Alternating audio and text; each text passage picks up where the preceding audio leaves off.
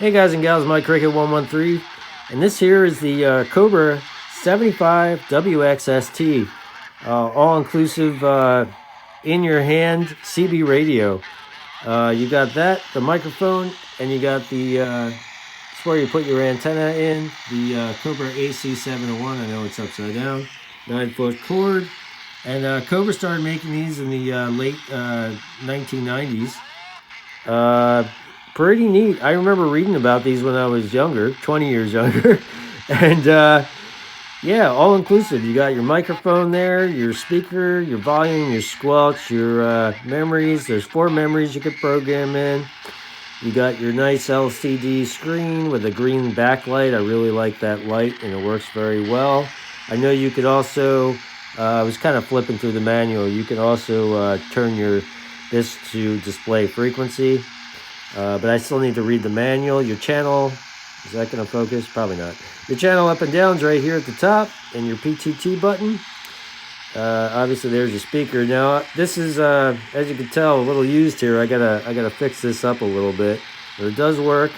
And I was brave enough to plug it in. Got it hooked up to the IMAX 2000 right now, and I even got it sitting on my knee. But I trust it. I got this. From a buddy who was getting rid of some gear of a silent key. That's an amateur radio operator that has passed on. So I picked this up for $5, and yeah, not bad. It works great, and I will honor the gentleman's memory and keep his radio warm every once in a while. It's obvious that he used it from the wear and all, and I know the rubber on that kind of goes after a decade or so, but he obviously used it. In the box, all the manuals were there, all the gear that they usually send with the radio, the manuals, the FCC licensing information, or not licensing, but FCC rules. All the little brochures and extras you can get from Cobra was still there. So this reminded me of the 90s, which was great, because this radio was made late 90s. I would say about, without looking it up, I would say 1998, 99 is when this radio officially came out. The gentleman bought it back in 2001, and he obviously used it. You could hook this up to your battery, but he also had he tinned the end of the wires over there, which I got plugged into my power supply.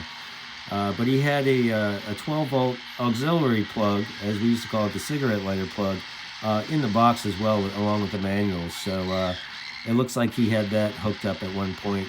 And maybe he, on road trips or whatever, he liked to have a CB in the car, and like some of us, and listen out for traffic and whatnot.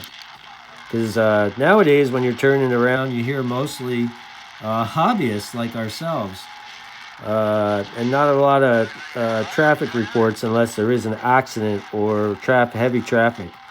So yeah, it's still an important tool. Every radio. Any radio, really, a receiver or a transceiver is a tool. So definitely cool. Let me shut that off a little bit there. But yeah, so I'm gonna check it out, try to fix it up a little bit. Obviously, I got some repair work to do, but it does work. This model had the sound tracker on there, which I think was just a bandpass filter, or kind of like a automatic noise limiter or something that was supposed to pull the signals out of the noise a little bit better. So we'll see how that works. And I got it hooked up to the IMAX 2000, and wanted to turn it on, wanted to show you guys. So this is once again the Cobra 75 WXST. Sorry, so it has the 10 weather stations on there, 7 in the US and 3 international. So we're gonna check it out, and we're gonna try to find out who the silent key is, honor his memory, and like I said, keep the radio warm every once in a while here. So this is Mike Cricket 113. I'll say 7-3 for now. I hope you guys have a great weekend, and we'll be clear. Keep playing radio.